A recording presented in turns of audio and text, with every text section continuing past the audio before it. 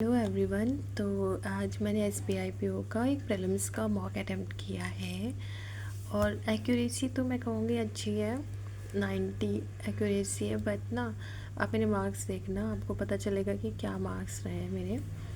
और आप लोगों में से भी बहुत लोग अटेम्प्ट कर रहे होंगे। मैंने टेक्स्ट बुक का किया है, ये मॉक नंबर 6 मैंने अटेम्प्ट किया था SBIPO का। और जो मेरे मार्क्स हैं वो मैं दिखा देती हूँ। मेरे जो क्वेश्चन अटेम्प्ट किए थे वो 62 अटेम्प्ट किए थे और मेरे जो मार्क्स आए वो 54.5 आए हैं, जो कि अभी भी कट ऑफ से लेस है। बट अब कट ऑफ से ज़्यादा ही लेके चलना है मुझको। एक्यूरेसी मेरी 90.32 है, परसेंटाइल भी ठीक है। और अभी 13,000 कुछ लोगों ने इसको ऑलरेडी अटेम्प्ट कर चुके हैं। आप क्वांट के मार्क्स देख रहे हो मेरे, मतलब इसका लेवल ना बहुत सही था। मतलब मैं मानती हूँ SBIPO का लेवल हाई होता है तो मुझे उसके हिसाब से ही काम करना चाहिए। बट अगर आप में से कोई अटेम्प्ट किया ना तो मुझे अपने मार्क्स ज़रूर बताना, क्योंकि ना मुझे ऐसा लग रहा है बहुत कम मार्क्स है इसमें। बट ठीक है, अभी मैं और कोशिश कर रही हूँ क्योंकि क्वांट में थोड़ा सा मुझे और मार्क्स इंक्रीज़ करने हैं। रीजनिंग मैंने 2 पज़ल मैंने छोड़ दिए थे क्योंकि मेरे पास सिर्फ 4 मिनट का कुछ टाइम था, ये 4.5 मिनट का कुछ टाइम बचा था। बट मुझे लगा कि मैं नहीं कर पाऊँगी और गलत हो जाएगा। मैं गलत नहीं करना चाहती थी, मैं अपनी एक्यूरेसी मेंटेन करना चाहती थी, इसलिए मैंने लॉन्ग क्वेश्चन अटैम्प्ट नहीं किया रीजनिंग का। इंग्लिश में मैंने 34 अटैम्प्ट किया था और मेरे 29 मार्क्स हैं। और मैथ्स के तो बहुत गंदा हाल है। और अभी मैं दिखाती हूँ उसमें कौन कौन से क्वेश्चन मेरे गलत हो गए हैं। ये इसमें 4 क्वेश्चन मेरे इंग्लिश में गलत हुए हैं और मैंने कुछ क्वेश्चन छोड़े भी हैं, जैसे मुझे इन लोग के मीनिंग नहीं आते थे तो मैंने नहीं अटेम्प्ट किया गलत, क्योंकि गलत। और मुझे डिस्लरेशन, यार ये पता नहीं कैसे गलत हो गया। मैं इसको चेक करूँगी, अभी एनालाइज करूँगी कि क्या हो सकता है इसका।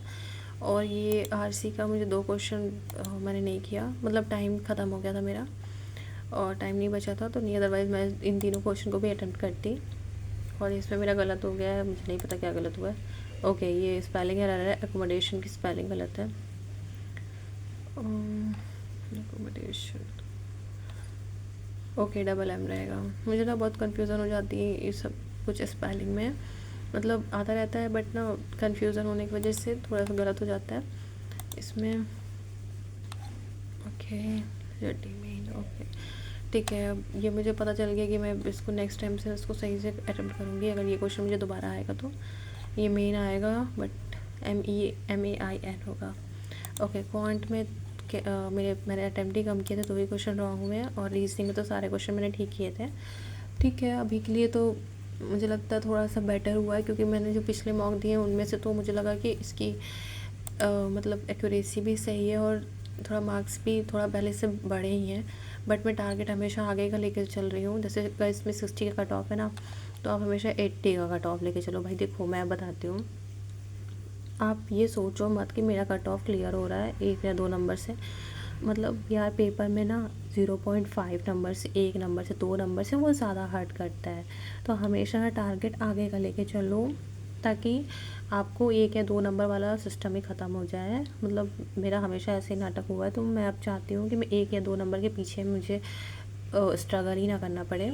तो यार जितने लोग अटेम्प्ट, बहुत लोग आप देखे होंगे मेंस में 25 नंबर अबव पाते हैं, 20 नंबर अबव पाते हैं, प्रीलिम्स में भी 15 नंबर 10 नंबर अबव पाते हैं। वो लोग आगे का सोच के चलते हैं यार। ठीक है, तो हमेशा ना कट ऑफ से हाई लेके चलो ताकि कट ऑफ तक पहुंच जाओ।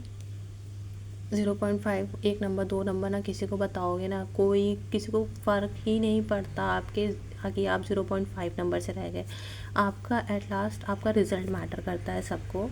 ठीक है, आप अपने लिए आप सोचोगे कि हाँ आप सिर्फ 0.5 नंबर से रह गया, मैं एकदम क्लोज़ हूँ, बट ना आपको अपने लिए तो करना ही करना है। मतलब किसी को बताने के लिए भी आप, कोई पूछेगा आपसे तो क्या बताओगे 0.5 नंबर से, कोई को फ़र्क नहीं पड़ता है। वो सिर्फ रिज़ल्ट मैटर करता है, आपका स्ट्रगल, आपका कॉम्प्रोमाइज़, आपकी सैक्रिफाइस कुछ नहीं मैटर करता किसी और को। आप प्लीज़ आगे का लेके सोच चलो।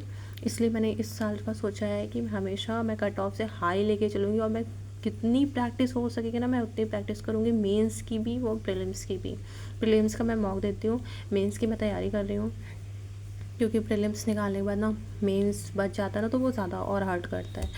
और सच बताओ ना कि आप एक स्टेप क्लोज हो जाते हो ना अपने सिलेक्शन के, और फिर आप वापस आते हो ना और फिर आपको सेम स्टेप वापस लेने पड़ते हैं प्रीलिम्स का। तो वो बहुत बुरा लगता है। तो इससे अच्छा है कि हम सेकंड स्टेप की भी तैयारी साथ में ही करें, ठीक है।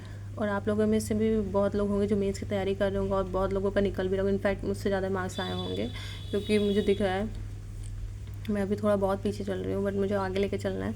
आप लोग से भी मैं सजेस्ट ही करूँगी कि मेंस की तैयारी साथ करो, करंट अफेयर रोज़ पढ़ो, इंग्लिश की तैयारी DI मेंस लेवल की भी प्रैक्टिस करो, पज़ल की, जो चीज़ ज़्यादा इंपॉर्टेंट है, क्योंकि मिसलेनियस तो आप उठा लोगे मैं मानती हूँ, बट ना आपको पज़ल अगर 4 पज़ल है ना, तो उसमें से 2 पज़ल तो आप कोशिश करो कि 2 पज़ल मैं बना लूँ, ताकि मैं हमेशा कट ऑफ से हाई करके चलूँ, ठीक है। कट ऑफ के तक कि 4 नंबर से रह गया, 10 नंबर से रह गया, नहीं 10 नंबर आगे लेके चलो, है ना। फिर मिलते हैं फिर नेक्स्ट वीडियो में।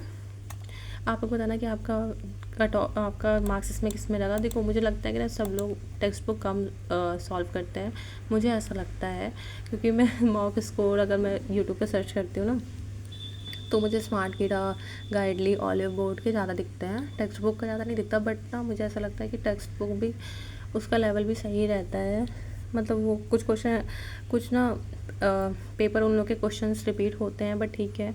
अभी के लिए तो मुझे लगता है कि मैं टेक्स्ट बुक से ही तैयारी करती हूँ।